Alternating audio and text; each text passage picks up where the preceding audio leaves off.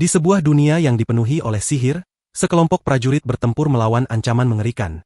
Sesosok iblis mengerikan yang dikenal sebagai Dewa Mayat.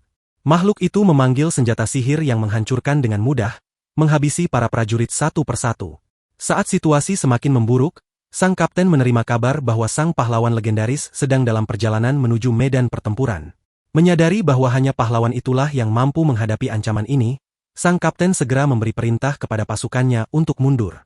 Tak lama kemudian, Sagua, sang pahlawan legendaris, akhirnya tiba dan berhadapan langsung dengan Dewa Mayat. Serangan sihir yang dilancarkan oleh iblis itu gagal melukainya, karena Sagua menggunakan pedang sihirnya untuk menangkis setiap serangan yang datang. Pertarungan memanas saat Dewa Mayat mengumpulkan jiwa-jiwa orang mati dan memanggil seekor naga tak bernyawa yang langsung melesat ganas ke arah Sagua. Namun, hanya dengan satu tebasan dari pedangnya, pahlawan itu membelah makhluk mengerikan itu menjadi dua bagian.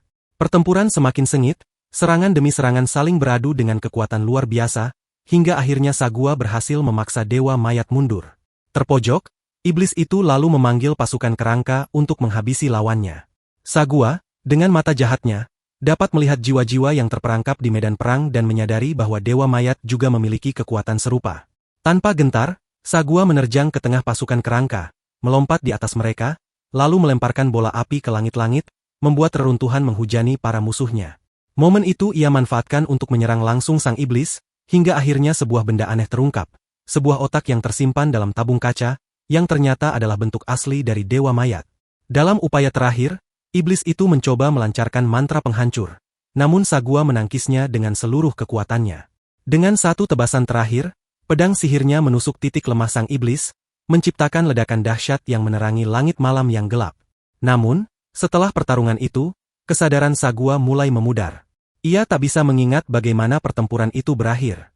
Saat kesadarannya perlahan kembali, ia mendapati dirinya terbaring di sebuah gang sempit dengan luka di lehernya. Dengan pandangan yang masih kabur, ia mengamati sekelilingnya dan segera menyadari bahwa sesuatu telah berubah.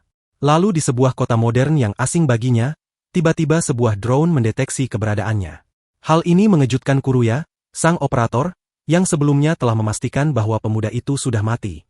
Sementara itu, panggilan dari timnya terus masuk, memberitahukan bahwa target masih hidup. Kuruya pun mulai bertanya-tanya bagaimana mungkin seseorang dengan luka sayatan di leher masih bisa berjalan. Sementara itu, makhluk yang kini menyebut dirinya Polka, sang Dewa Mayat, masih berusaha memahami lingkungan barunya dan realitas yang tak dikenalnya ini.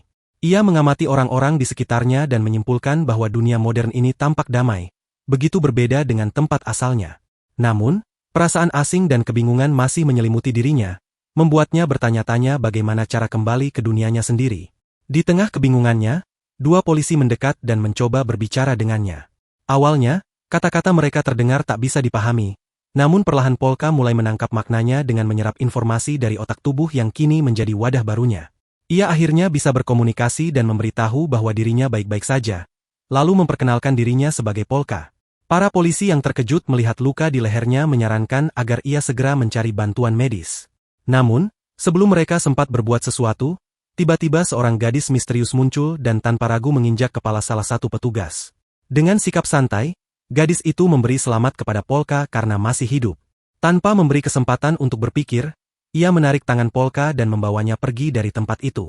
Mereka akhirnya sampai di sebuah gang sempit, di mana gadis itu memperkenalkan dirinya sebagai Masaki.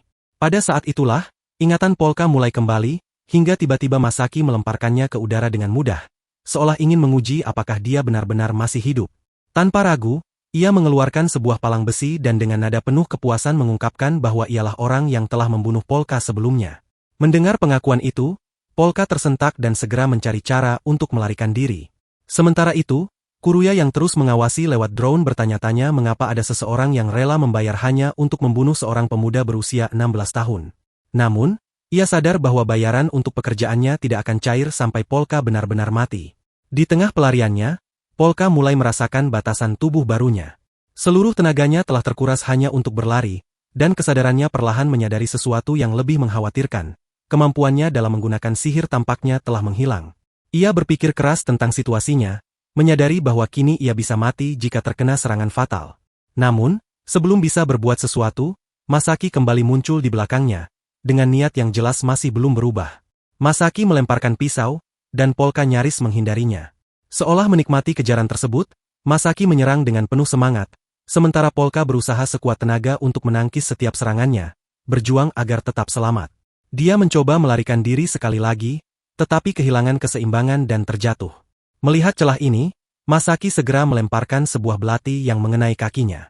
Meskipun rasa sakit menyerang, Polka bangkit kembali, mencabut belati dari kakinya, lalu melemparkannya ke arah Masaki. Terkejut dengan keberaniannya, Masaki bahkan sempat mengakui dalam hati bahwa keberanian Polka cukup menakutkan, dan jika ia tidak berhati-hati, bisa saja dirinya justru terpesona olehnya. Polka kemudian bergegas berlindung di sebuah ruangan yang terasa asing, pikirannya dipenuhi pertanyaan tentang tujuan tempat itu. Namun, Masaki tidak memberinya waktu untuk bernapas, segera menyusulnya ke dalam.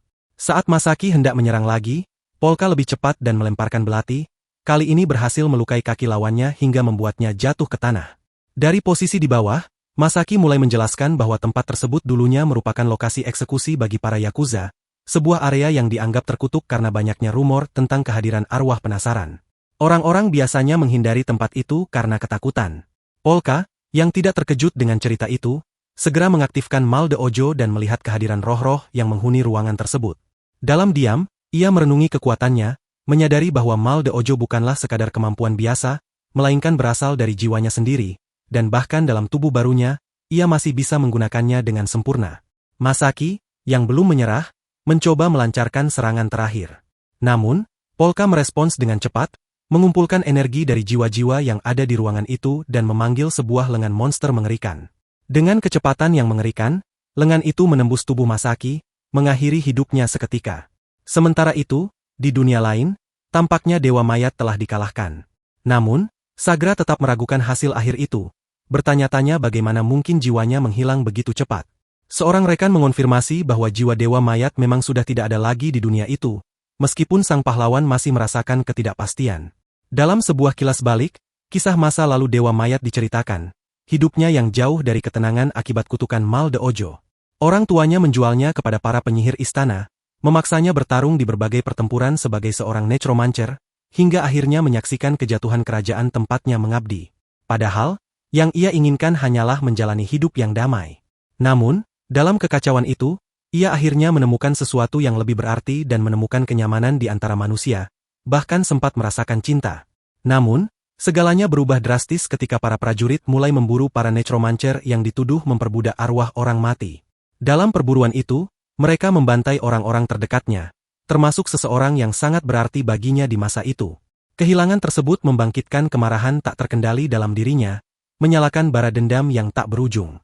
Didorong oleh rasa sakit dan amarah, Consuelo pun melancarkan teror tanpa henti terhadap kota, memburu para prajurit selama berabad-abad. Meski tangannya telah berlumuran darah, jauh di lubuk hatinya ia tetap mendambakan ketenangan. Akhirnya, ia memilih untuk bersembunyi di sebuah tambang terbengkalai, menunggu selama berabad-abad dengan harapan suatu hari ada seseorang yang cukup kuat untuk mengalahkannya, membebaskannya dari penderitaan ini, agar ia bisa bereinkarnasi dan menemukan kedamaian yang selama ini terasa mustahil. Kini, di masa sekarang, pencariannya memasuki babak baru. Polka terkejut saat mengetahui bahwa Masaki telah meninggal. Awalnya, ia ingin menanyakan beberapa hal kepadanya. Tetapi kini muncul kekhawatiran lain. Bagaimana jika polisi menemukannya dan menuduhnya sebagai pelaku? Sementara itu, Kuruya, yang sejak awal mengamati kejadian tersebut melalui drone-nya, mulai meragukan kewarasannya sendiri. Namun, pikirannya buyar ketika telepon dari atasannya, Clarissa, masuk. Ia bertanya tentang perkembangan misi dengan nada mendesak. Menyadari situasinya semakin pelik dan tak punya banyak waktu untuk berpikir, Kuruya buru-buru menyensor rekaman video yang merekam seluruh kejadian itu. Di tengah kilas balik, terungkap bahwa kedua orang tua Masaki sebenarnya sangat mencintainya. Mereka memberikan masa kecil yang bahagia, penuh kasih sayang.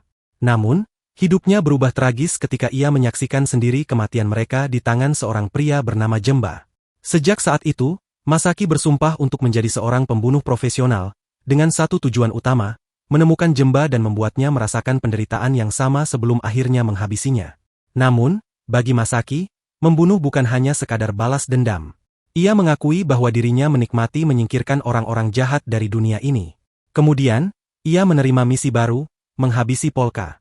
Rasa penasaran mendorongnya untuk menerima tugas itu, ingin mengetahui seperti apa rasanya membunuh seseorang yang tidak bersalah. Dalam pertempuran mereka, Masaki menghantam Polka dengan sebuah linggis. Saat melihat reaksinya, sesuatu dalam dirinya menyadari betapa menariknya sensasi itu, bahkan ketika korbannya adalah seseorang yang sama sekali tak bersalah. Menjadi seseorang yang polos mungkin terasa memuaskan baginya, tetapi hal itu justru memicu krisis eksistensial yang membuatnya mempertanyakan tujuan hidupnya. Bahkan, ia sempat berpikir untuk mengakhiri hidupnya. Di masa kini, Masaki terbangun dengan napas tersengal, menyadari bahwa luka-lukanya telah pulih sepenuhnya.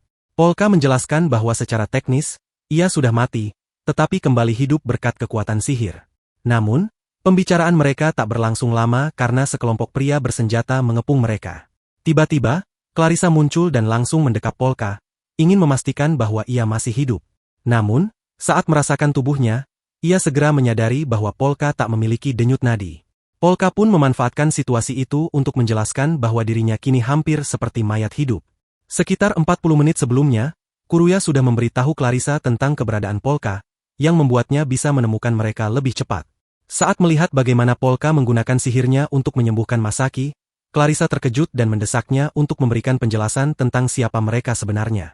Clarissa mengklaim bahwa mereka adalah sekutu Masaki, tetapi Polka mengungkapkan bahwa meskipun otaknya dan jiwanya tetap utuh, seseorang harus menggunakan sihir kebangkitan agar Masaki benar-benar bisa hidup kembali sepenuhnya. Masalahnya, dalam dunia itu, seharusnya tidak ada seorang pun yang bisa menggunakan sihir seperti itu.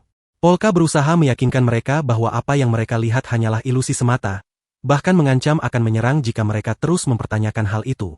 Namun, ketika para pria bersenjata mulai mengarahkan senjata mereka kepadanya, Polka dengan tenang melumpuhkan salah satu dari mereka menggunakan tangan raksasa berbentuk kerangka. Dengan nada dingin, ia menegaskan bahwa manusia tanpa sihir sebenarnya sangatlah rapuh.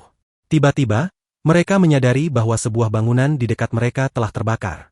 Polka segera menggunakan kekuatan magisnya untuk mengamati situasi sebelum tiba-tiba diserang oleh beberapa rekan Clarissa yang tak terduga. Clarissa dengan cepat memberitahu bahwa gedung yang terbakar itu adalah tempat perlindungan bagi anak-anak yatim piatu. Mendengar hal itu, ingatan lama Polka tentang anak-anak yang pernah berharga dalam kehidupan masa lalunya pun kembali muncul dalam benaknya. Polka memutuskan untuk membantu mereka dengan dukungan drone dari Kuruya yang memandu jalannya. Menggunakan sihirnya, ia bergerak dengan kecepatan luar biasa melintasi kota. Setibanya di gedung, ia mengaktifkan kemampuan Mal de Ojo, yang memungkinkannya melihat esensi kehidupan anak-anak yang terperangkap di dalam. Dengan cepat, ia mengulurkan tangan kerangka miliknya, melemparkannya ke dalam bangunan untuk mencari keberadaan mereka. Di dalam, ia menemukan 4 jiwa yang berada di dekat anak-anak. Jiwa-jiwa ini ternyata adalah orang tua para yatim piatu yang telah meninggal dunia. Tanpa ragu, Polka meminta bantuan mereka, menawarkan kesempatan untuk memasuki tubuh kerangka yang ia ciptakan agar bisa membantu dalam proses penyelamatan. Dengan strategi ini, mereka berhasil membawa anak-anak ke tempat aman, menempatkan mereka di atas tangan kerangka raksasa yang perlahan menurunkan mereka ke tanah. Meskipun Polka berhasil meloloskan diri, kejadian ini dengan cepat menjadi viral di media sosial, menyebarkan keberadaan kerangka-kerangkanya ke mata publik. Sementara itu, Kuruya mulai merenung tentang siapa sebenarnya Polka. Ia mengingat bagaimana Polka tidak terlalu peduli dengan nyawa Masaki, tetapi justru bertindak tanpa ragu demi menyelamatkan anak-anak di gedung. Hal ini membuatnya berpikir bahwa Polka berbeda dari orang lain. Ia mengungkapkan pandangannya kepada Clarissa, menyatakan bahwa mereka sebaiknya menjaga jarak dari Polka, menganggapnya hampir seperti monster. Clarissa setuju dengan pendapat itu, lalu memberitahunya bahwa Masaki sebentar lagi akan sadar kembali. Di masa kini, Polka mengamati penderitaan anak-anak di dunia ini, dan mulai mempertanyakan makna sejati dari kedamaian. Ia bertanya pada dirinya sendiri bagaimana seharusnya memahami konsep tersebut, lalu mengusulkan bahwa mungkin kedamaian bisa diraih dengan mengumpulkan kekayaan. Saat itu juga, ia mulai menggali lebih dalam tentang motivasi dirinya sendiri. Polka mengakui bahwa ia belum sepenuhnya memahami dunia ini, tetapi ia tertarik untuk menggunakan ilmu nekromansinya sebagai cara untuk mendapatkan uang dan kekuatan, serta mencari tempat yang benar-benar bisa ia sebut sebagai rumah, tempat di mana ia akhirnya bisa menemukan kedamaian. Clarissa, menyadari perubahan dalam diri Polka, menawarkan kesempatan untuk bergabung dengan kelompoknya. Ia yakin bahwa Polka bukan lagi sosok yang sebelumnya mereka anggap sebagai ancaman, dan ia bersedia membantu Polka agar bisa beradaptasi dengan dunia ini. Di sisi lain, video mengenai kerangka-kerangka Polka terus menyebar luas secara daring, menarik perhatian Masaki yang kini kembali tertuju padanya. Kerangka digunakan untuk tugas-tugas rutin, seperti membantu memindahkan perabotan ke rumah baru mereka. Selama waktu yang mereka habiskan bersama, Masaki diam-diam mengakui bahwa ada sensasi mendebarkan dalam berada di dekat pria yang telah mengakhiri hidupnya, sebuah perasaan yang belum pernah ia alami sebelumnya. Di kemudian hari, terungkap bahwa Clarissa adalah pemilik dari sebuah bangunan yang dikenal sebagai gedung penyiksaan, tempat yang dipenuhi oleh roh-roh gentayangan. Sementara itu, Polka mulai mempertanyakan apakah dirinya benar-benar berada di dunia lain. Hal ini muncul karena hewan-hewan di sekitarnya tampak begitu mirip dengan yang ada di kehidupannya yang lalu. Meski merasa lega karena agama Guildwood tidak eksis di tempat ini, ingatan tentang bagaimana agama tersebut pernah memburunya sebagai abominasi yang disebut Dewa Mayat kembali menghantuinya. Kini, Polka meyakini bahwa ketenangan hanya akan tercapai jika ia menemukan dalang di balik perintah pembunuhannya. Clarissa tampaknya mengetahui identitas orang yang ia cari, tetapi dengan sengaja merahasiakannya. Sebagai bentuk kompensasi, ia mengizinkan Polka menggunakan gedung penyiksaan sesuka hatinya. Menyadari bahwa tidak ada jawaban yang akan datang dengan mudah, Polka pun bertekad untuk menyelidikinya sendiri. Dalam prosesnya, ia juga memahami bahwa Clarissa telah berhenti menerima kontrak baru dalam hidupnya. Namun, Kuruya mengungkapkan bahwa Clarissa bukan satu-satunya perantara bagi para pembunuh bayaran. Ia juga menambahkan bahwa hanya sedikit orang yang mampu menghabisi Polka. Salah satu nama yang muncul adalah Lemmings, tetapi kemungkinan itu dengan cepat disingkirkan. Sementara itu, Kuruya mulai bertanya-tanya apakah keputusannya untuk menghidupkan kembali Masaki adalah pilihan yang bijak. Di sisi lain, Polka akhirnya mengungkapkan bahwa pemilik asli tubuhnya telah memintanya untuk memaafkan Masaki. Ia juga menjelaskan bahwa jiwa pemilik asli tubuhnya kini bersemayam di dalam sebuah drone. Lebih jauh, Polka mengaku memiliki kemampuan untuk mentransfer jiwa manusia ke wadah lain. Baginya, kehidupan manusia tak ubahnya seperti mainan, sebuah pemikiran yang membuat Kuruya merasa tidak nyaman. Di tengah pencariannya akan cara untuk memperoleh uang di dunia ini, Masaki memberikan saran yang mengejutkan. Ia menyarankan agar Polka menjadi perampok pembunuhan. Alasannya sederhana, jika Polka mampu bertahan dari serangan yang sebelumnya menghabisi nyawanya, maka ia tentu bisa sukses dalam hal itu. Namun, di saat percakapan mereka berlangsung, seseorang tiba-tiba datang mencari Masaki. Orang itu tampak putus asa dan memohon bantuan, mengungkapkan bahwa dirinya sedang diburu oleh pembunuh bayaran dari sebuah geng kriminal yang mengincarnya. Rival Masaki menyebutkan bahwa dirinya sedang sibuk dengan pekerjaan lain, tetapi sebelum ia sempat menolak, Polka langsung menyetujui permintaan tersebut tanpa ragu. Keputusan mendadak ini akhirnya membuat Masaki juga ikut menerima misi tersebut. Informasi yang mereka dapatkan menunjukkan bahwa para pembunuh bayaran itu bersembunyi di sebuah gudang tua yang telah lama ditinggalkan. Dari penyelidikan lebih lanjut, terungkap bahwa mereka dulunya bekerja untuk Gemba. Masaki segera bergegas ke lokasi, tetapi begitu tiba, ia langsung disergap oleh musuh. Tanpa membuang waktu, ia bertarung melawan mereka dan menyebut mereka sebagai Leps. Namun, situasi berubah ketika tiba-tiba seorang pria yang sebelumnya sempat mengajukan pertanyaan kepadanya, menembaknya dari belakang. Pria tersebut mengungkapkan bahwa mereka ada di sana untuk membalas dendam atas kematian Gemba, lalu memerintahkan anak buahnya untuk menghabisi Masaki. Saat Masaki berbalik, ia melihat Polka yang secara tak terduga menarik perhatian kelompok lawan. Memanfaatkan situasi itu, Masaki dengan cepat menangkap kaki salah satu penyerang. Di saat yang sama, Polka dengan santai mengumumkan kepada semua orang bahwa Masaki adalah seorang zombie, sehingga tidak mungkin bisa disingkirkan dengan mudah. Mendengar hal itu, Masaki bangkit kembali tanpa rasa sakit sedikit pun, lalu melayangkan salah satu penyerang ke udara dengan kekuatan luar biasa. Di tengah situasi itu, Kuruya mempertanyakan apakah Polka sudah mengetahui sejak awal bahwa ini adalah jebakan. Polka mengaku tidak tahu, tetapi tetap menerima permintaan tersebut karena ia bisa melihat jiwa anak-anak yang berkeliaran di sekitar pria yang mereka hadapi. Tanpa ragu, Polka pun memanggil sepasang lengan kerangka raksasa dan menghantam para pembunuh bayaran ke sebuah batu besar. Dengan serangan itu, jiwa-jiwa anak yang terjebak akhirnya bisa beristirahat dengan tenang. Setelah pertempuran berakhir, Masaki dengan santai merayakan kesembuhannya dari luka tembak yang baru saja ia derita. Sementara itu, Kuruya merenung, bertanya-tanya bagaimana Polka bisa memiliki kepekaan terhadap jiwa-jiwa anak kecil, padahal ia melihat manusia hanya sebagai mainan belaka. Polka kemudian menjelaskan bahwa ia masih menghargai kehidupan manusia, karena manusia mampu membawa kebahagiaan bagi anak-anak. Penjelasan itu membuat Kuruya menyadari adanya perbedaan mendasar antara dirinya dan Polka, terutama dalam cara mereka memandang target mereka. Sementara itu, anggota lain dari geng Gemba merencanakan aksi balas dendam. Mereka membuka gudang senjata mereka, tetapi sebelum sempat melancarkan serangan, kelompok lemming muncul dan tanpa ampun menghabisi seluruh geng tersebut. Di sisi lain, Polka membaca sebuah buku tentang vampir dan dengan yakin menyatakan bahwa makhluk itu benar-benar ada di dunianya.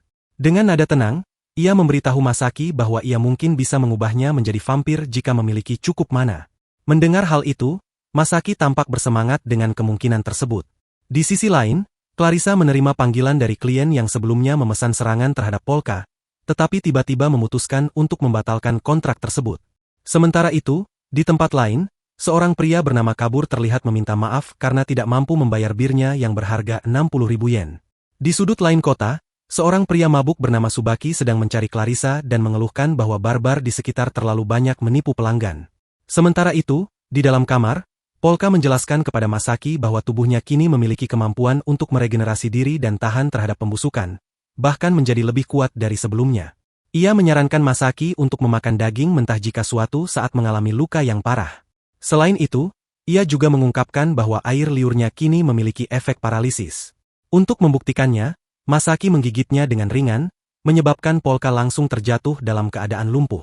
Masaki kemudian bertanya kepada Kuruya apakah ia ingin mencoba juga, tetapi Kuruya menolak dengan menyebutnya sebagai monster.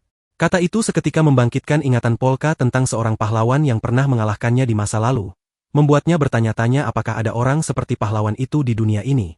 Sementara itu, polisi mulai menyelidiki lokasi tempat Polka menghancurkan para preman. Lemmings muncul sebentar, menghancurkan batu yang sebelumnya menjebak para preman, lalu menghilang begitu saja. Suara gemuruh menarik perhatian para petugas, yang segera tiba di lokasi dan menemukan tubuh para preman dalam kondisi mencurigakan. Di sisi lain, Kosaburo baru saja menyelesaikan pertarungan dengan beberapa pria yang mencoba melakukan penipuan. Tak lama setelah itu, ia menerima panggilan, begitu pula dengan Subaki yang tengah berada di sebuah bar. Subaki segera beranjak pergi setelah menjawab telepon tersebut. Sementara itu, Polka mulai menyadari bahwa dunia ini tidak jauh berbeda dengan dunia asalnya. Ia bahkan mulai curiga bahwa keduanya mungkin memiliki keterkaitan.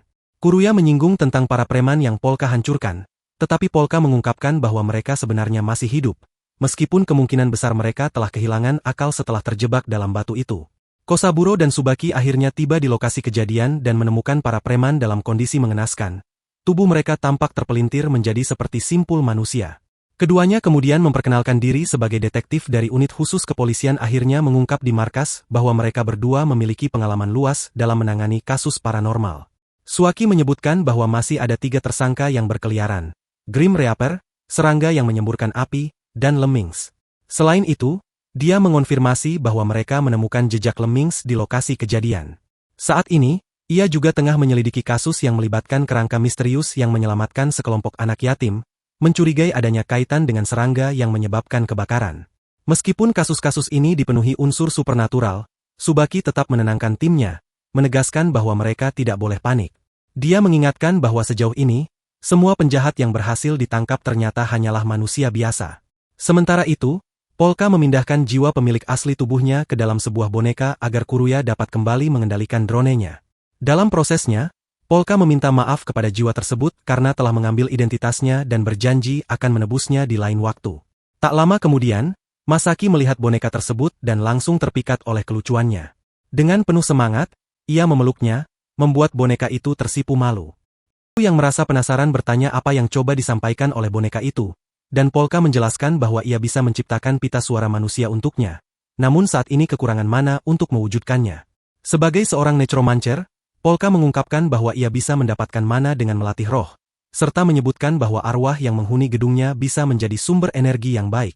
Namun, ada kendala karena tidak banyak gedung lain yang memiliki kondisi serupa. Meski begitu, Polka dengan santai mengatakan bahwa hal itu bukan masalah besar, karena batu permata di dunia ini sebenarnya adalah sumber mana yang jauh lebih kuat. Dengan pemikiran itu, mereka memutuskan untuk mengunjungi sebuah toko perhiasan. Namun, Polka terkejut saat mengetahui betapa mahalnya batu permata di dunia ini, sangat berbeda dari dunianya sendiri di mana batu-batu tersebut begitu murah. Ia pun mengungkapkan keinginannya untuk menghemat uang dan membeli semua batu permata yang ada di toko. Tetapi sang pedagang memberitahunya bahwa harga totalnya mencapai hampir 4 miliar yen. Saat mereka keluar dari toko, Masaki pun mengajukan pertanyaan lebih lanjut kepada Polka. Polka tidak menyerap mana dari batu-batu di tempat itu karena dia tahu bahwa batu-batu tersebut akan hancur dan itu akan merugikan sang pedagang. Saat mereka berjalan, tiba-tiba mereka bertemu dengan Kosaburo yang langsung melesat ke arah mereka, mencoba meraih drone yang mereka bawa. Sementara itu, Subaki akhirnya bertemu dengan Clarissa di sebuah bar. Dia langsung menanyakan tentang kelompok Nodus manusia, dan insiden kebakaran gedung, berusaha mencari tahu apakah kelompok Clarissa memiliki keterkaitan dengan kasus tersebut. Kosaburo, yang menyadari bahwa pendekatannya terlalu agresif, meminta maaf karena telah mengejutkan mereka. Matanya segera mengenali Kuruya sebagai pengendali drone itu. Berusaha membangun percakapan, Kosaburo mencoba berbicara dengan Kuruya, tetapi Polka dengan tegas menyela dan menegaskan bahwa Kuruya adalah temannya. Kosaburo, tanpa ragu, menyebut Kuruya sebagai sampah dan menyarankan Polka untuk memutuskan hubungan dengannya. Namun, Polka, dengan kenangan menyakitkan akan teman-temannya yang dibunuh di kehidupan sebelumnya, menolak saran itu. Dengan menggunakan kekuatannya yang luar biasa, dia berhasil merebut kembali drone dari tangan Kosaburo. Hal itu membuat Kosaburo mulai mencurigai kemampuan Polka yang tidak biasa. Kuruya memperingatkan Polka akan bahaya yang ditimbulkan oleh Kosaburo, mengingat pria itu pernah menghabisi seluruh anggota sebuah geng sendirian. Selain itu, dia menyarankan agar Polka tidak menggunakan kekuatan magisnya secara sembarangan, karena hal itu hanya akan menarik perhatian yang tidak diinginkan dan mengancam kehidupannya yang damai. Dalam percakapan yang bergulir, kekhawatiran muncul tentang kemungkinan Polka mengungkap hubungannya dengan Clarissa, yang bisa memicu penyelidikan lebih lanjut. Untuk mengalihkan perhatian Kosaburo, Kuruya dengan cerdik menyebutkan bahwa Polka dan Masaki hanyalah teman bermain biasa. Dengan cepat, dia mengerahkan drone-drone untuk mengelilingi Kosaburo dan memperingatkannya bahwa rekaman aksinya mengganggu anak-anak tak bersalah bisa menyebar luas di internet. Namun, Kosaburo tidak terintimidasi. Dengan nada mengejek, dia menyebut Kuruya sebagai orang yang sombong dan mengingatkannya bahwa dia pernah mengkhianati teman-temannya sendiri demi menyelamatkan diri. Tiba-tiba, Masaki muncul dari belakang Kosaburo dan menjatuhkannya dalam sekejap. Dia dengan santai menyatakan bahwa tindakannya hanyalah bentuk pembelaan diri dari seorang pria yang mencoba mempertahankan kehormatannya melawan seorang pengganggu. Tanpa membuang waktu, Masaki dan Polka segera melarikan diri menggunakan lengan kerangka Polka, meninggalkan Kosaburo yang tak berdaya untuk mengejar mereka. Diagonal terhadap gravitasi Kosaburo, yang awalnya santai, kini merasakan ketegangan meningkat seiring hadirnya Lemmings di ruangan. Sementara itu, di dalam bar, Kuruya akhirnya mengakui kepada Polka bahwa Kosaburo memang mengatakan yang sebenarnya. Ia juga mengonfirmasi bahwa dirinya tak ragu untuk mengkhianati rahasia demi menyelamatkan nyawanya sendiri. Namun, Polka menanggapinya dengan tenang, menegaskan bahwa nyawa seseorang jauh lebih berharga dibandingkan rahasia apapun. Di sisi lain, di dalam kantor polisi, Kosaburo dengan penuh semangat meminta agar sidik jari Masaki yang ditemukan di tubuhnya diperiksa lebih lanjut. Seorang petugas segera mengenali sidik jari tersebut dan menghubungkannya dengan sebuah kasus lama yang berkaitan dengan fenomena aneh. Temuan ini membuat Kosaburo semakin tertarik, terutama ketika seorang petugas veteran mengungkapkan bahwa dirinya pernah bertemu dengan Lemmings di masa lalu. Ia mengenang bagaimana Lemmings berhasil menjatuhkan sekelompok pria di tengah hujan peluru, membuatnya ragu apakah bahkan divisi khusus sekalipun mampu menaklukkannya. Di saat yang sama, tanpa diketahui siapapun, Lemmings ternyata telah menyusup ke dalam kantor polisi.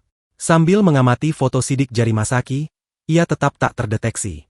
Sementara itu, di sebuah bar, Tsubaki yang sudah mabuk mulai bercerita tentang berbagai kasus paranormal yang pernah ia tangani, termasuk penemuan tulang belulang yang ditemukan di sebuah bangunan yang terbakar.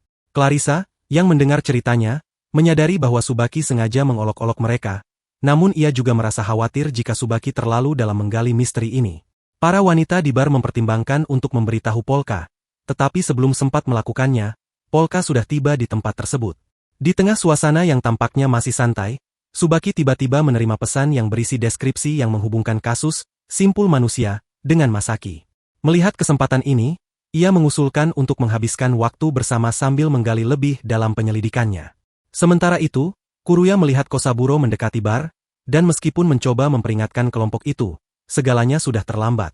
Kosaburo masuk bersama anak buahnya dan langsung bergabung dengan mereka. Namun, sebelum Kosaburo sempat mengajukan pertanyaannya, ruangan tiba-tiba menjadi gelap gulita. Dalam sekejap, pasangan yang sebelumnya terlihat santai segera menghilang dari pandangan para detektif. Clarissa, meskipun dikenal memiliki trik aneh, bersikeras bahwa ia bukan dalang di balik kejadian ini. Di tengah kekacauan, Polka, yang mampu melihat dalam gelap, terkejut melihat sosok Lemmings merayap di langit-langit dengan cara yang hampir tak masuk akal. Clarissa dengan cepat menyalakan lilin untuk menerangi ruangan, tetapi justru membuat suasana semakin mencekam saat Lemmings muncul dengan cara yang tidak wajar, seolah-olah ia menentang hukum gravitasi itu sendiri. Siap untuk bertarung, Clarissa sepenuhnya memahami bahwa kehadirannya di sana bukan untuk menghabisi nyawa siapapun. Namun, Kosaburo mempertimbangkan untuk menangkapnya. Sementara itu, Polka menggunakan kekuatan mata jahatnya dan segera menyadari keberadaan banyak roh yang mengitari Lemmings. Kesadaran pun muncul bahwa sosok itulah yang telah melenyapkan mereka semua. Lemmings menyerang para petugas dengan mudah, melemparkan mereka ke segala arah seolah mereka hanyalah boneka kain tak bernyawa. Kosaburo mencoba melawan, tetapi upayanya sia-sia. Lemmings bahkan tidak menganggap pertarungan ini serius. Tidak lama kemudian, ia berhasil menangkap Masaki, membuat Polka bimbang untuk menggunakan sihirnya dalam upaya penyelamatan, takut identitasnya terungkap di hadapan para petugas. Kosaburo terus mengejar Lemmings tanpa henti, tetapi perbedaan kekuatan di antara mereka terlalu besar. Menyaksikan semua ini, Polka akhirnya menyimpulkan bahwa Lemmings telah melampaui batas manusia, persis seperti yang pernah terjadi pada Sager. Meskipun demikian, ia tetap memilih menggunakan sihirnya untuk menghentikan Lemmings. Tsubaki, yang mengamati situasi, melihat simbol-simbol sihir mulai muncul dan bertanya-tanya tentang maknanya. Namun, sebelum ada yang bisa bertindak lebih jauh, Clarissa memadamkan lilin, mengembalikan kegelapan ke dalam ruangan. Dalam kekacauan tersebut, Polka memanfaatkan lengan kerangkanya untuk merebut kembali Masaki, menyuruhnya bersiap untuk melarikan diri. Namun, sebelum mereka bisa bergerak, Tsubaki menyalakan senter dari ponselnya, memperlihatkan lengan kerangka itu tepat sebelum Lemmings kembali menyerang. Polka berusaha menggunakan sihir untuk bertahan, tetapi serangannya meleset. Lemmings, yang tampaknya memiliki kemampuan untuk melihat dalam gelap, berhasil menghancurkan lengan kerangka yang memegang Masaki. Masaki, yang panik saat melihat Lemmings semakin mendekat, tiba-tiba mendengar sesuatu darinya yang membuatnya berhenti. Percakapan singkat pun terjadi di antara mereka, membawa atmosfer yang aneh dan tidak terduga. Berusaha memanfaatkan kesempatan, Masaki mencoba menahannya dengan gigitan, tetapi yang ia dapatkan hanyalah merobek perban di tubuh Lemmings. Tanpa diduga, ia kemudian menusukkan garpu yang telah dilapisi air liurnya ke kaki Lemmings, menyebabkan lawannya terhuyung sejenak. Di saat yang bersamaan, Polka memanfaatkan jiwa-jiwa yang mengelilingi Lemmings untuk merapal mantra, memanggil sesosok kerangka raksasa yang langsung menyerang, memaksa Lemmings untuk melarikan diri. Beberapa waktu kemudian, kelompoknya melaporkan kepada pemimpin mereka, Takaru, bahwa Gemba telah tewas, sementara Polka masih hidup. Kuruya, yang mendengar laporan itu, tampak terkejut mengetahui bahwa mereka berhasil bertahan dari insiden tersebut. Berhadapan dengan para Lemmings, yang namanya berasal dari kemampuan mereka menyusup kemana saja layaknya tikus, Polka merasa bersyukur dan berterima kasih kepada Masaki atas bantuannya. Masaki dengan santai menjawab bahwa itu bukan masalah besar, karena Polka pasti akan melakukan hal yang sama untuknya. Saat itu, Masaki teringat kata-kata gurunya tentang pentingnya membantu orang lain jika ingin hidup lama sebagai seorang necromancer. Menurut sang guru, yang terpenting adalah melakukan apa yang diinginkan tanpa terlalu khawatir tentang berapa lama sesuatu akan bertahan. Polka kemudian mengungkapkan keinginannya kepada teman-temannya untuk mengenal mereka lebih dalam dan menikmati kehidupan yang tenang bersama. Dengan pemikiran itu, ia memutuskan untuk memulai bisnis menggunakan sihirnya untuk mendapatkan penghasilan. Sebagai demonstrasi, ia menunjukkan kemampuannya dengan membuat sebuah roh merasuki pena dan menuliskan ide-idenya sendiri di atas kertas. Meskipun Kuruya mengkritik idenya, roh tersebut tampaknya memiliki rencana lain. Mulai berperan sebagai peramal, Polka menggunakan kekuatannya untuk menarik perhatian pelanggan, sementara roh tersebut membimbingnya. Berkat strategi ini, mereka berhasil mengumpulkan banyak uang. Ternyata, roh tersebut benar-benar memiliki kemampuan untuk meramalkan masa depan dan bahkan memberikan instruksi tentang cara melakukannya. Kuruya kemudian mencari cara untuk lebih mudah menyampaikan informasi kepada Polka, yang memanfaatkan kemampuan Malde Ojonya untuk mengumpulkan lebih banyak data dari arwah setiap klien. Mereka berdua membagi keuntungan yang diperoleh, bahkan menyisihkan sebagian kecil untuk Polka yang asli, meskipun ia menolaknya karena merasa tidak bekerja untuk mendapatkannya. Kuruya pun menambahkan bahwa Polka berasal dari keluarga kaya. Tak lama kemudian, sekelompok pria memasuki ruangan. Camelos, Kazuki, dan Shizuki dengan penuh semangat menyapa Polka dan memanggilnya Paman. Menyusun rencana untuk mengelabui mereka, Polka menutupi kepalanya dan menyatakan dirinya sebagai Dewa Mayat, tetapi mereka tidak mempercayainya. Sementara itu, Kazuki berasumsi bahwa Polka melarikan diri dari rumah karena lingkungan pergaulannya yang mencurigakan.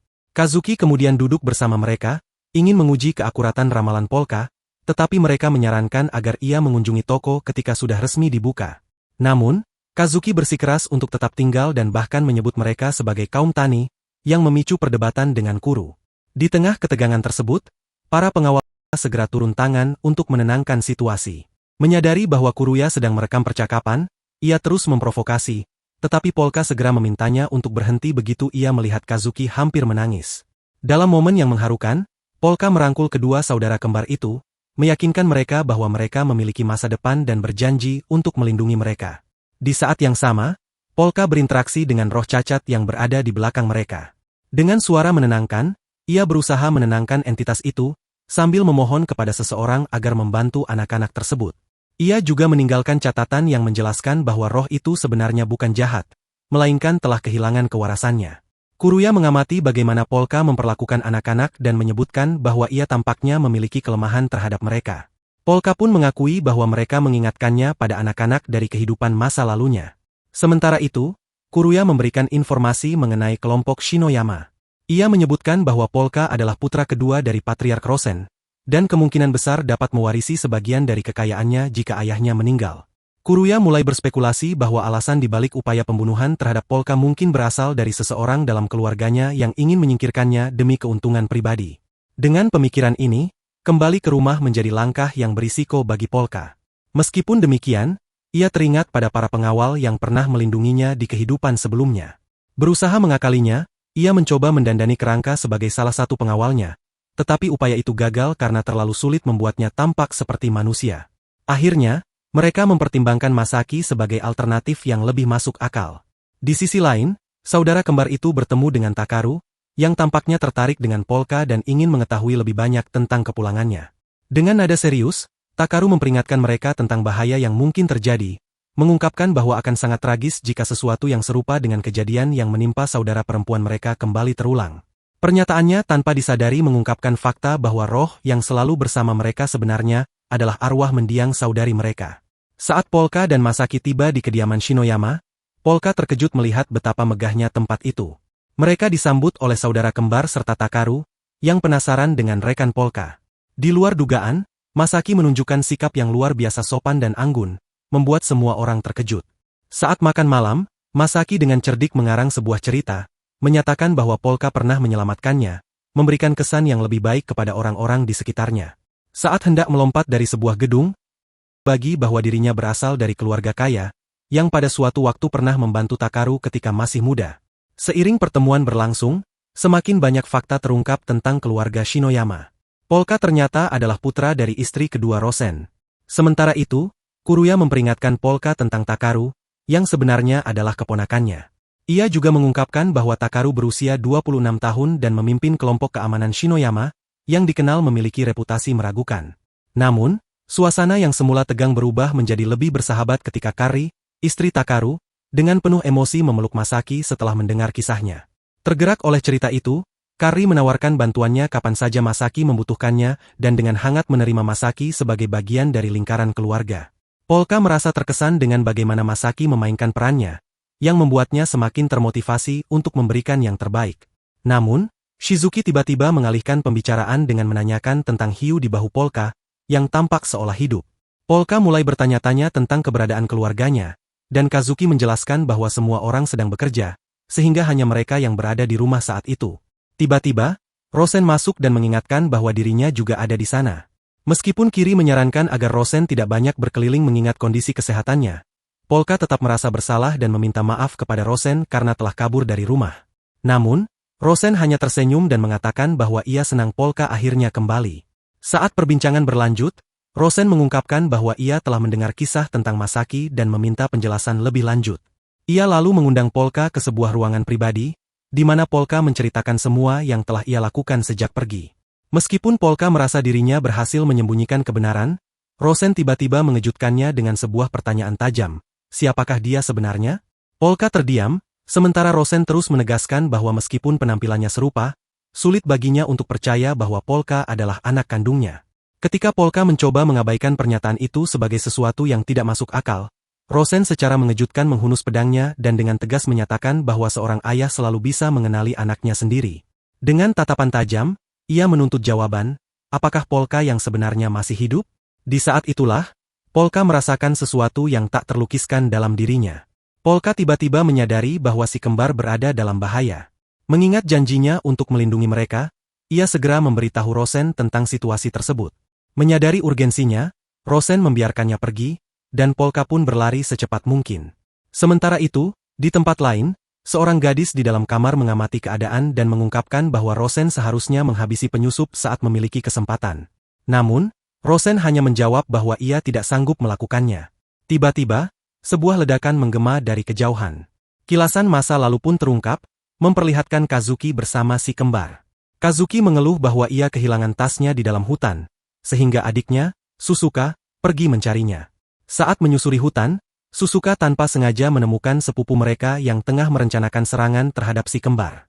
Panik, ia berusaha kembali dengan cepat untuk memperingatkan mereka, tetapi tertangkap dan dibakar hidup-hidup.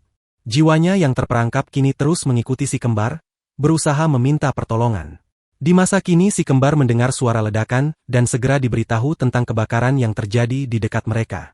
Seorang pria mendekati mereka dan menyarankan untuk segera mengungsi, sambil menunjukkan jalan menuju sebuah terowongan rahasia. Susuka berusaha sekuat tenaga memperingatkan mereka agar tidak mengikuti pria tersebut, tetapi kehadirannya tidak dapat dirasakan oleh mereka. Kazuki yang mulai menyadari ada sesuatu yang janggal dalam sikap pria itu, merasa curiga. Ketika identitas aslinya terungkap dan ia mulai mendekati si kembar dengan niat buruk, Susuka berusaha menghentikannya, tetapi tidak mampu ikut campur secara langsung. Namun, sebelum pria itu dapat bertindak lebih jauh, Masaki tiba-tiba muncul dan menjatuhkannya dengan tendangan keras. Dengan penuh keyakinan, ia meyakinkan Susuka bahwa ia akan melindungi si kembar. Anak-anak itu tidak dapat melihatnya, namun pria itu bangkit kembali, melepaskan penyamarannya, dan memperkenalkan dirinya sebagai Asaku, yang dikenal sebagai pembunuh para pembunuh. Ia tampaknya juga mengetahui identitas Masaki. Dengan cepat, ia menyalakan api di seluruh ruangan, tetapi Masaki tanpa ragu menyerangnya, membuat Asaku mempertanyakan apakah dia benar-benar manusia. Masaki merasakan ada sesuatu yang aneh. Asaku tidak mengejar si kembar. Saat itulah Asaku mengungkapkan bahwa tempat itu telah terkepung, dan mereka tidak memiliki jalan keluar. Si kembar merasa situasi mereka adalah hasil dari takdir, atau bahkan ulah roh Susuka. Mereka berjanji akan meminta maaf jika suatu hari bisa bertemu kembali dengannya. Sementara itu, api mulai melahap bangunan, dan langit-langit mulai runtuh. Tepat pada saat yang genting, Polka tiba dan menggunakan lengan kerangkanya untuk menahan reruntuhan, menyelamatkan mereka. Ia meyakinkan bahwa masa depan mereka masih cerah, dan bahwa Susuka tidak marah kepada mereka. Dengan usaha keras, mereka akhirnya berhasil melarikan diri. Takuru kemudian memikirkan cara untuk merapikan kekacauan yang telah terjadi. Di tempat lain, sepupu yang bertanggung jawab atas serangan tersebut berasumsi bahwa serangga penyembur api telah menghabisi si kembar. Namun, tiba-tiba, ia mendapati dirinya terjebak ketika sebuah sepeda motor muncul.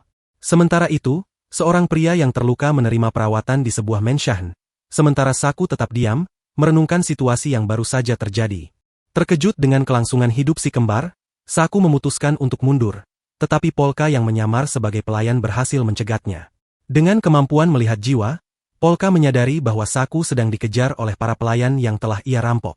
Tiba-tiba, Masaki muncul dan menendangnya hingga membentur dinding, merasa senang karena berhasil selamat dari kebakaran berkat statusnya sebagai zombie. Saku memperingatkan mereka agar tidak menjadi terlalu percaya diri, lalu mengaktifkan sarung tangannya dan menciptakan kebakaran baru. Ia menyatakan bahwa, seperti seekor serangga yang gigih, ia akan bertahan apapun yang terjadi. Polka mulai bertanya-tanya apakah dirinya memiliki cukup mana untuk membuka jalan, tetapi tiba-tiba ia merasakan kehadiran lain. Lemmings muncul secara mendadak, menghabisi dalang utama di balik kekacauan itu sebelum menghilang lagi, meninggalkan semua orang dalam keterkejutan. Saku akhirnya ditangkap oleh polisi, namun pikirannya dipenuhi rencana untuk melarikan diri. Di saat yang sama, sosok misterius yang menyerupai serangga penyembur api muncul di atas atap. Tak lama kemudian, terungkap bahwa sosok itu hanyalah seorang penipu yang sudah terbakar, menyebabkan ledakan besar. Dari kejauhan, seorang gadis misterius mengamati kejadian itu. Sementara itu, Rosen meminta Polka untuk menjelaskan segalanya. Namun, Polka menyadari bahwa mereka sedang diawasi dan menyarankan agar lebih berhati-hati. Rosen pun memerintahkan para pelayannya untuk mundur, memberi Polka kesempatan untuk mengungkapkan kebenaran. Ia mengaku berasal dari dunia lain dan menunjukkan mata magisnya sebagai bukti. Pada saat itu, Rosen tiba-tiba menghunus pedangnya ke arah Masaki, menyalahkannya atas situasi ini. Namun, Polka yang asli segera campur tangan untuk menghentikan ayahnya dan mengungkapkan bahwa jiwa anaknya kini berada dalam tubuh seekor hiu mainan. Rosen tak bisa menahan tawa saat menyadari betapa putranya menikmati bentuk barunya itu, lalu akhirnya menyarungkan kembali pedangnya. Rosen kemudian menyarankan agar tubuh dewa jiwa dipindahkan ke tubuh buatan, tetapi Polka yang asli bersikeras untuk menjadi penerima tubuh robot tersebut, memberikan berbagai alasan dan manfaatnya. Meski begitu, Rosen memutuskan bahwa lebih aman jika tubuh Dewa Jiwa tetap berada dalam Polka, mengingat ia masih menjadi target. Sebagai bentuk rasa terima kasih karena telah menyelamatkan cucu-cucunya, Rosen akhirnya memutuskan untuk membiarkan mereka pergi. Masaki dengan tulus meminta maaf kepada Polka yang asli, dan tampaknya permintaan maaf itu diterima tanpa keberatan.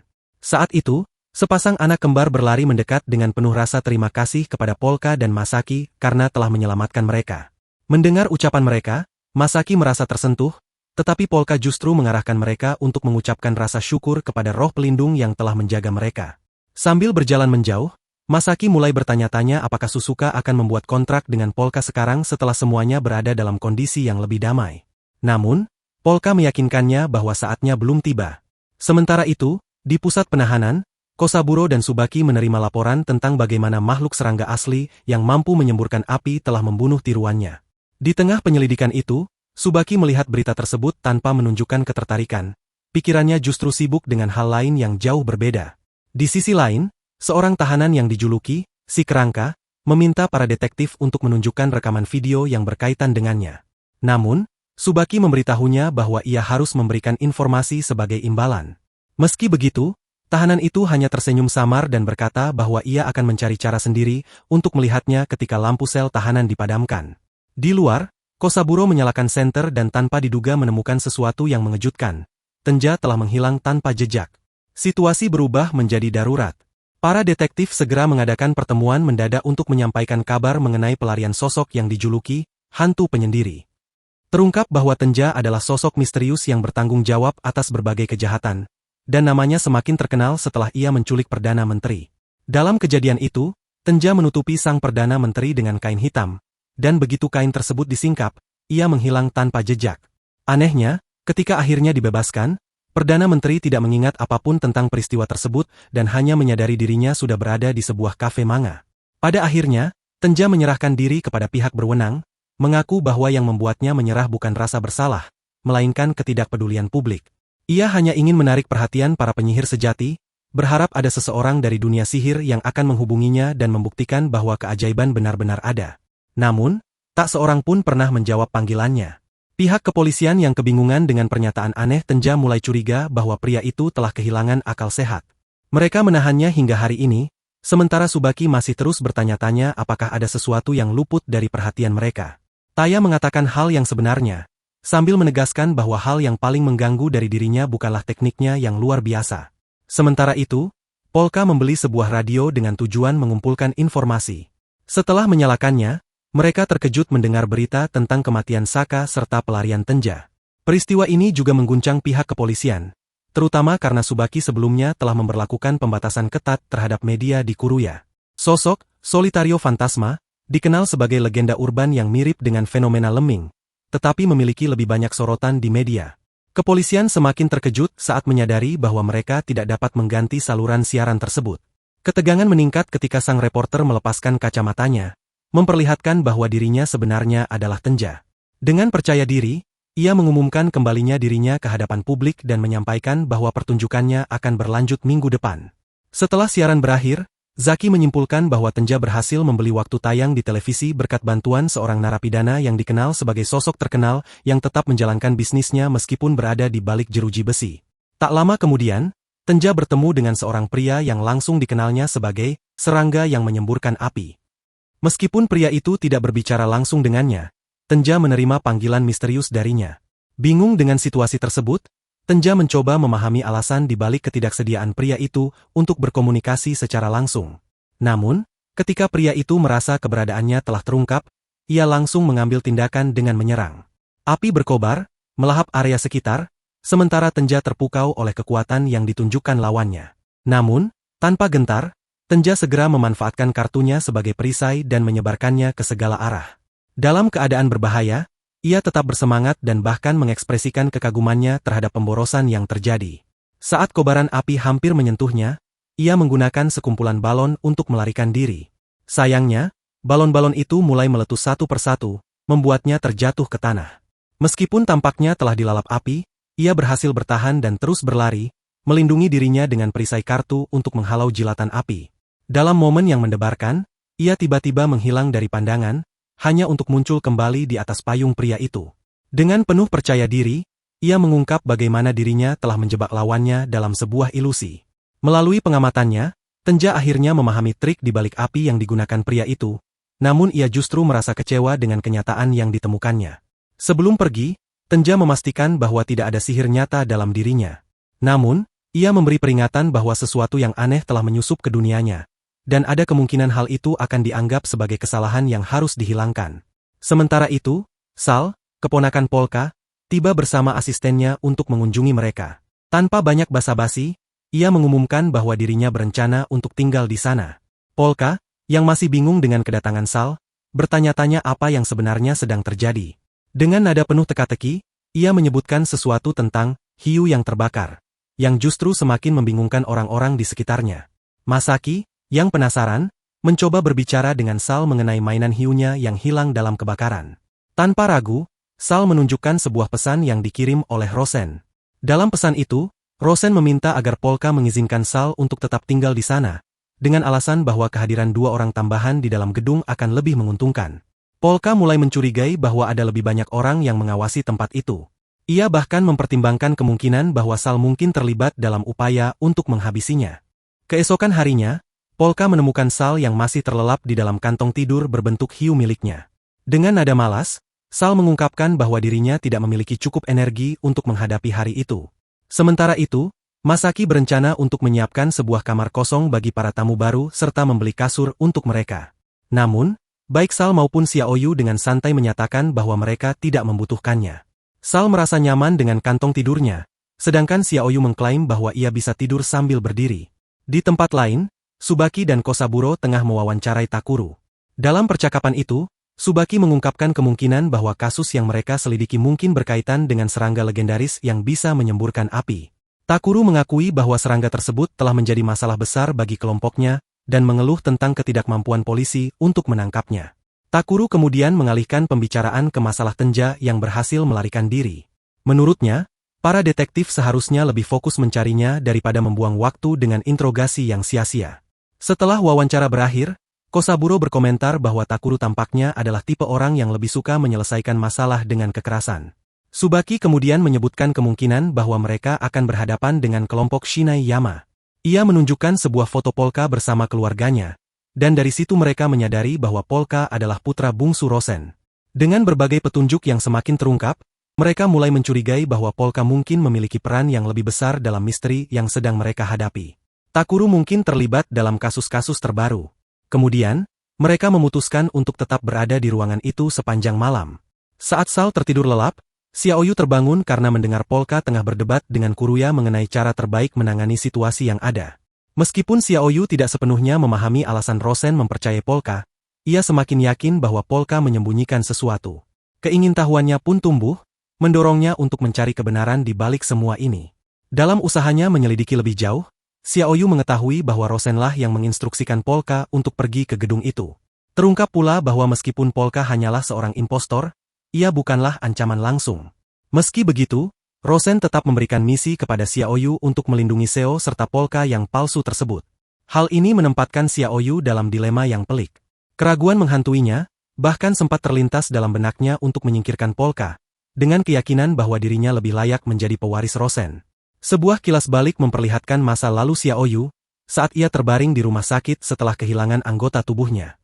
Sang ayah mengutarakan gagasan mengubahnya menjadi seorang tinju, yaitu anak yang dijadikan alat hidup untuk membudidayakan racun. Kekejaman ide itu mengguncang Xiaoyu, tetapi Rosen turun tangan dan dengan tegas menentang keputusan ayahnya. Namun, sang ayah membalas bahwa bagi keluarga mereka, manusia hanyalah alat untuk mencapai tujuan yang lebih besar. Sebagai tanggapan, Rosen menawarkan diri untuk membeli teknologi canggih yang dapat memberikan Xiaoyu prostetik fungsional, sehingga ia dapat kembali menjalani kehidupan normal. Xiaoyu akhirnya bisa kembali ke masa kini dengan bantuan tersebut.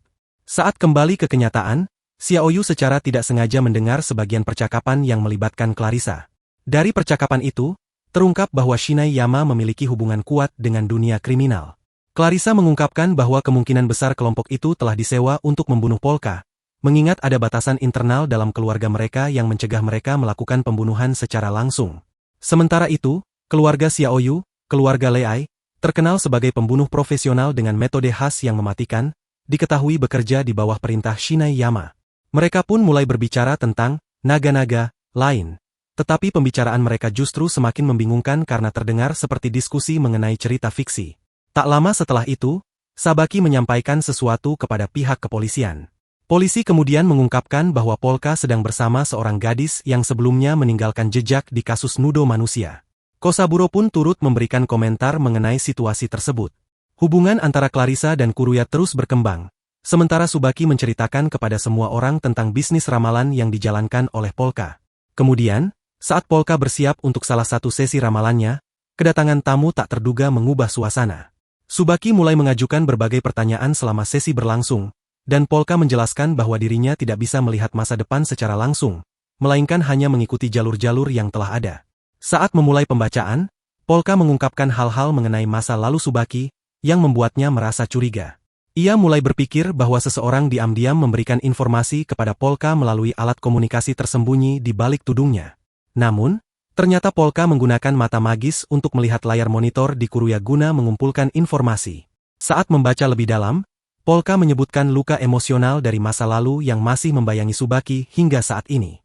Subaki, yang mulai dilanda kebingungan, menanyakan cara untuk menyembuhkan luka tersebut. Namun, keterkejutannya semakin bertambah ketika sebuah pena yang tampaknya dikendalikan oleh roh mulai bergerak sendiri dan menuliskan sesuatu di atas selembar kertas. Melihat tulisan tersebut, reaksi Subaki berubah drastis. Ia segera meraih Polka dengan penuh desakan, menuntut jawaban tentang bagaimana Polka bisa mengetahui hal itu. Sebuah kilas balik menunjukkan Subaki tengah berbicara dengan sosok misterius yang memberinya sebuah simbol untuk dihafalkan.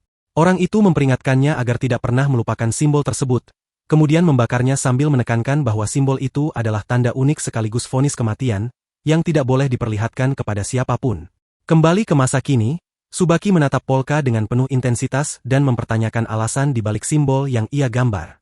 Polka menjawab dengan tenang bahwa dirinya hanya menunjukkan salah satu jalan yang tersedia. Setelah membebaskan Polka dan bahkan membayarnya lebih dari kesepakatan awal, Subaki pergi dengan pikiran penuh pertimbangan. Sambil menatap kertas di tangannya, ia mulai merenungkan makna pesan yang tertulis, akhirnya memutuskan untuk menggali lebih dalam tentang kebenaran di balik identitas Polka yang dianggap palsu. Sementara itu, Polka meminta izin untuk keluar dengan alasan ingin membeli makan malam. Tanpa banyak pertanyaan, ia diperbolehkan pergi. Di sisi lain, Subaki menikmati makan malam bersama Kosaburo, yang dengan cepat menyadari kegelisahan di wajahnya. Kosaburo menanyakan isi pesan di kertas itu, tetapi Subaki hanya menjawab bahwa ia akan mengungkapkannya di lain waktu.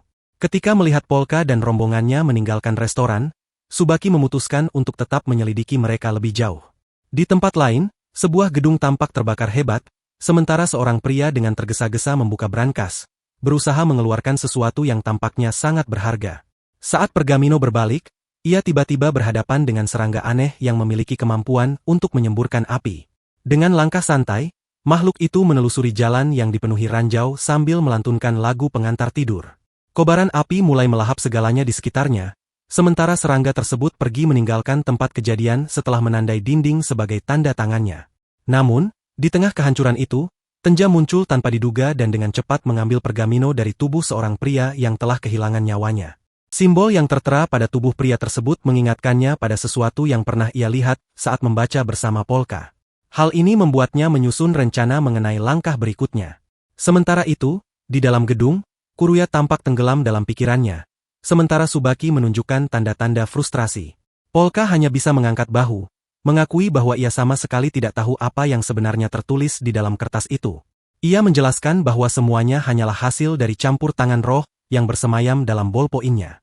Subaki kemudian menemui Clarissa dengan harapan mendapatkan informasi tentang seorang teman lama mereka. Namun, Clarissa dengan tegas menyatakan bahwa ia tidak tahu siapa yang dimaksud. Mendengar itu, Subaki akhirnya menyebut nama Jose Saragi yang ternyata adalah roh yang terperangkap di dalam bolpoin.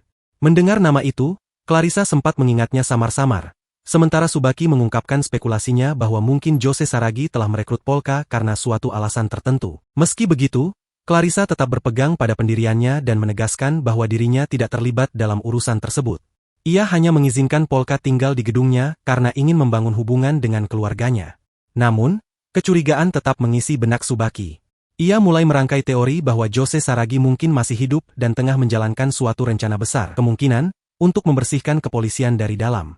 Di sisi lain, Jose Saragi yang mendengar pembicaraan tersebut, memutuskan untuk menyelidiki staf bar guna mendapatkan jawaban yang lebih jelas. Sementara itu, Kuruya dikejutkan oleh fakta bahwa Jose Saragi sebenarnya adalah seorang inspektur yang dahulu bertugas mengusut kasus korupsi di kepolisian. Polka, yang masih penasaran, akhirnya bertanya tentang isi kertas yang ia tulis. Tetapi Jose Saragi justru menuntut bayaran sebesar 1 juta yen sebagai imbalan. Jumlah yang begitu besar itu tentu saja membuat mereka kebingungan. Dalam percakapan yang semakin dalam, Jose Saragi mengungkapkan bahwa kasus ini memiliki kaitan erat dengan salah satu penyesalan terbesarnya. Dengan situasi yang berkembang seperti ini, Polka merasa dirinya tak punya pilihan lain selain membantunya, mengingat janji yang pernah mereka buat di pusat penahanan. Sementara itu, Tenja mendatangi seorang pedagang untuk mencari tahu lebih banyak tentang simbol misterius yang baru saja ditemukannya. Dari sana, ia mengetahui bahwa pedagang itu berasal dari keluarga besar yang telah menjalankan usaha perdagangan selama beberapa generasi. Selama 1 abad sejarah, bisnis keluarga ini telah dijalankan oleh 5 generasi.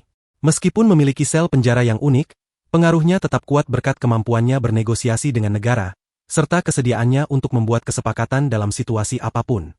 Seorang pemilik toko menawarkan sampel informasi secara gratis, mengungkapkan bahwa simbol-simbol tertentu memiliki makna spesifik. Sebuah garis diagonal, misalnya, melambangkan pedang, dan ordo malam kuno di Eropa pernah menggunakan lambang serupa. Namun, pemilik toko menolak memberikan rincian lebih lanjut kecuali Tenja bersedia membayarnya. Hari pertunjukan Tenja pun tiba, dan perhatian semua orang tertuju pada deretan kapal udara yang melayang di langit, menampilkan simbol yang sama. Hal ini mengejutkan Polka, sebab lambang tersebut adalah milik sebuah kekaisaran yang telah runtuh di dunianya. Saki kemudian memberitahu Kosaburo bahwa simbol itu identik dengan yang pernah ditunjukkan Polka sebelumnya, sehingga menimbulkan kecurigaan bahwa Phantom Solitaire mungkin memiliki keterkaitan dengan kasus Jose Saragi. Sementara itu, Subaki juga mulai mempertimbangkan kemungkinan bahwa Tenja bisa menjadi sasaran dalam peristiwa ini. Pada saat yang sama, seorang petugas polisi mendekatinya dengan tergesa-gesa, mengabarkan bahwa kantor pusat kepolisian memintanya segera datang. Di sisi lain, Tenja yang berada di atas kapal udara mendengarkan laporan berita. Namun, reporter menyatakan bahwa simbol-simbol yang terlihat di langit kemungkinan adalah hasil karya seniman asing. Pernyataan itu mengecewakannya. Tak lama kemudian, terungkap bahwa pemilik toko telah mengenakan biaya sebesar 3 miliar yen untuk informasi penting tersebut, dengan alasan bahwa jumlah itu masuk akal, karena jika dimanfaatkan dengan baik, Tenja berpotensi memperoleh hingga 6 miliar yen sepanjang hidupnya. Selain itu, ia memperingatkan bahwa informasi ini bisa menjadi kunci nasibnya atau justru menjadi kehancurannya jika disalahgunakan. Meski demikian, Tenja tetap bertekad menyelidiki sendiri dan membayar pemilik toko demi mendapatkan bantuannya untuk menjatuhkan beberapa kapal udara. Saat membaca manga dari atas salah satu kapal udara, ia tiba-tiba menjadi sasaran serangan penembak jitu.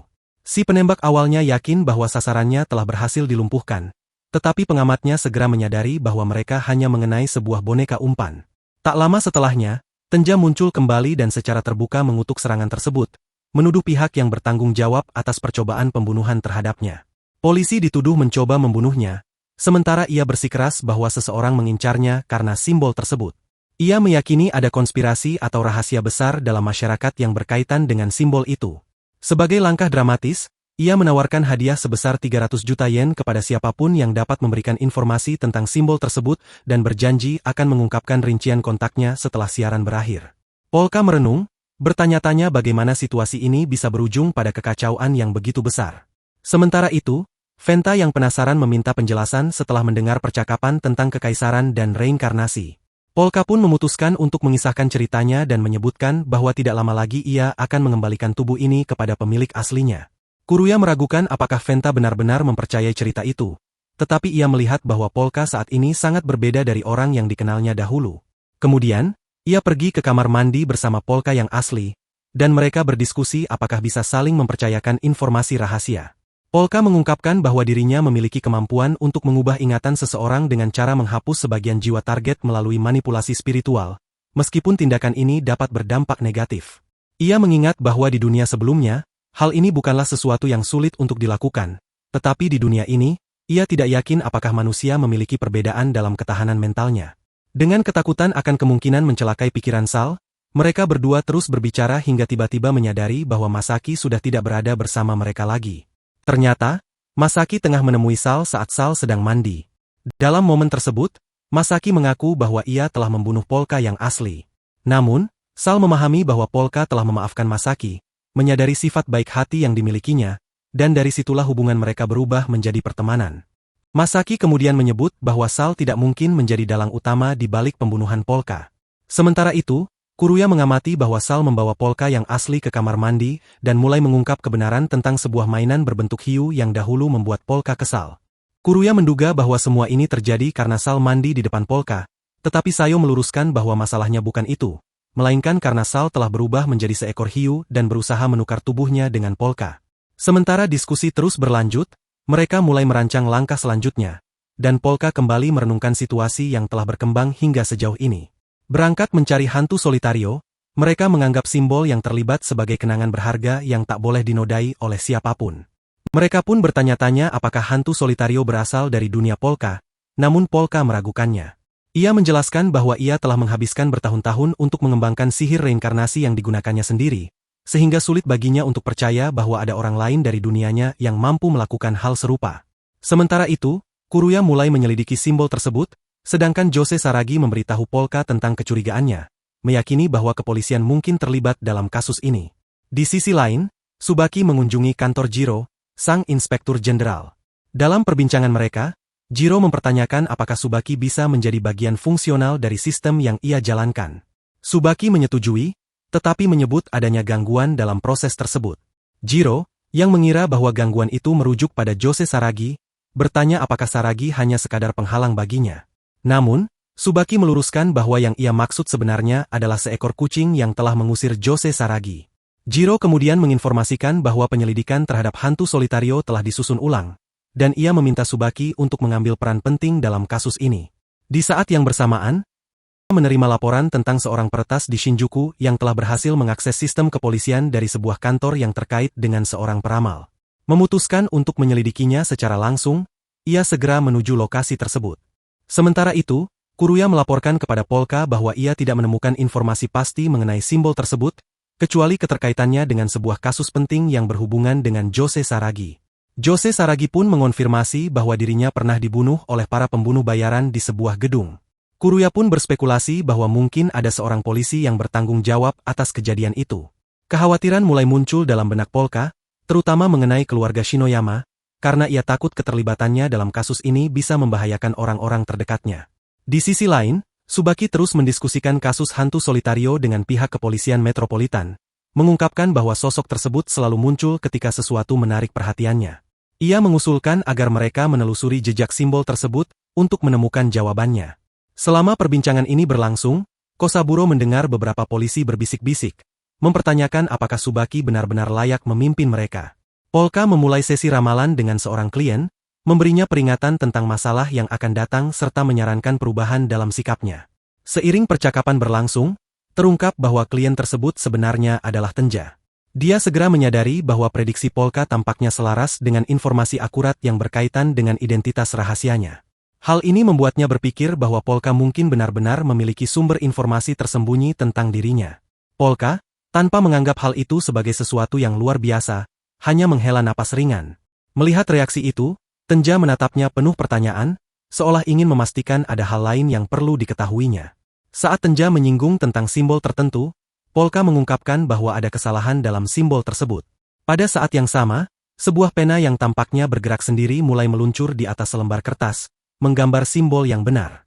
Tenja tetap diam, hanya mengamati kejadian itu, hingga akhirnya terungkap identitas asli Polka. Tidak tahan melihat simbol yang salah, Polka secara refleks memperbaikinya tanpa bisa menahan diri. Ketika Tenja bersiap untuk pergi, Polka tiba-tiba menahannya dengan pertanyaan tentang seorang gadis berkuncir dua yang menggunakan kursi roda. Pertanyaan itu mengejutkan Tenja, karena gadis tersebut ternyata adalah roh yang selalu menemaninya. Meskipun Polka tidak bisa memahami secara langsung apa yang diucapkan oleh roh tersebut, dia bisa merasakan penderitaan mendalam yang dialami gadis itu akibat jalan yang tengah ditempuhnya. Dengan penuh tekad, Polka ingin membantunya menemukan jalan yang lebih baik, tetapi Tenja menolak mentah-mentah dan menegaskan bahwa gadis itu harus tetap bersamanya sebagai roh pelindung. Ia kemudian meninggalkan ruangan, meskipun dalam hatinya tak bisa mengabaikan perasaan bahwa ada sesuatu yang benar-benar berbeda dalam diri Polka. Saat hampir meninggalkan gedung, Tenja melihat seorang anak perempuan mengenakan mantel hujan dengan motif serangga yang tiba-tiba menyemburkan api. Perlahan, terungkap bahwa anak itu juga sempat menanyakan simbol yang sama kepada Polka di kantor polisi. Sementara itu, Subaki melaporkan kepada Kosaburo tentang kesalahan dalam simbol tersebut. Namun, dia memilih untuk tidak mengungkap terlalu banyak informasi, mencurigai adanya penyusup di sekitar mereka. Di tengah situasi yang tegang, dua petugas polisi mendekati Subaki dengan nada mengejek, mengingatkan masa lalunya yang penuh lika-liku. Namun, dengan tenang dan tanpa ragu, Subaki mengingatkan mereka bahwa saat ini, dialah yang memiliki wewenang atas mereka. Para petugas menghadang Subaki secara fisik, menunjukkan kebencian yang masih membara terhadapnya akibat hubungannya di masa lalu dengan Jose Saragi. Namun, Subaki tetap tenang, membalas dengan dingin bahwa hanya polisi korup yang merasa terganggu olehnya. Ketegangan meningkat hingga mencapai puncaknya ketika dua rekan Subaki, Yatsu dan Tosa, tiba di tempat kejadian. Dalam perkembangan yang mengejutkan, keduanya dengan santai mematahkan lengan salah satu petugas tanpa kesulitan sedikit pun.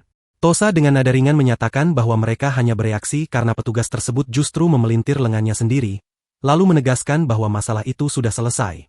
Tak lama setelahnya, Komisaris Habaki datang untuk meminta penjelasan. Dengan penuh percaya diri, Tosa menjelaskan bahwa mereka sebenarnya hanya memberikan pertolongan pertama kepada seorang rekan yang mengalami cedera. Kemudian, dalam perbincangan pribadi, Subaki berdialog dengan Habaki mengenai kejadian tersebut. Namun, Habaki memperingatkannya agar berhati-hati dan menghindari masalah, sebab perlindungan tidak akan selalu ada untuknya. Di sisi lain, Tenja bergerak menuju gedung penyiksaan dengan mengaksesnya dari atap. Namun, sebelum bisa melangkah lebih jauh, serangan mendadak menghujaninya. Dengan sigap, ia bertahan menggunakan kartu-kartunya dan segera menghubungi Polka, mengira bahwa dia adalah dalang di balik jebakan ini. Tetapi situasi semakin kacau saat Chuyu tiba-tiba muncul, menambah kebingungan yang sudah melanda. Sementara itu, Polka terlihat tidur nyenyak di kamarnya. Namun, pada saat yang sama, sosok Polka yang sebenarnya tersadar, dikejutkan oleh tulisan-tulisan aneh yang muncul di dinding. Coretan itu tampaknya merupakan jejak dari makhluk misterius yang menghembuskan api. Dalam kilas balik yang mengungkap peristiwa masa lalu, sebuah kekaisaran tampak berada di ambang kehancuran. Di tengah situasi genting itu, sang dewa mayat merenungkan apakah ia harus turun tangan membantu mereka. Gurunya memperingatkan bahwa ia harus bersiap menghadapi kehidupan tanpa keberadaan kekaisaran, serta mengingatkannya tentang keterbatasan waktu yang dimiliki oleh manusia fana. Meskipun diberi pilihan untuk melangkah ke depan, ia memilih untuk mengabaikan kata-kata gurunya karena ketidakmampuannya menyelamatkan orang-orang yang dicintainya. Pilihan itu pada akhirnya menjadikannya musuh bagi dunia saat ini. Di masa kini, Polka yang sesungguhnya terbangun dan kembali menatap tulisan yang kini memenuhi dinding. Dunia ini adalah sistem yang dipenuhi dengan kesalahan. Tepat setelah itu, sebuah pertanyaan menggantung di udara, apakah kau seekor rayap yang merusak atau burung pemangsa serangga? Dan pada saat itulah semuanya berubah. Polka menerima panggilan dari nomor tak dikenal. Dari seberang telepon, terdengar suara yang tampaknya berasal dari makhluk aneh berjuluk, serangga penyembur api, yang langsung menanyakan apakah dia adalah anak haram Sabram. Mendengar nama itu disebut oleh seseorang yang tak dikenalnya, Polka terdiam, kebingungan dengan bagaimana makhluk asing ini bisa mengetahui nama tersebut.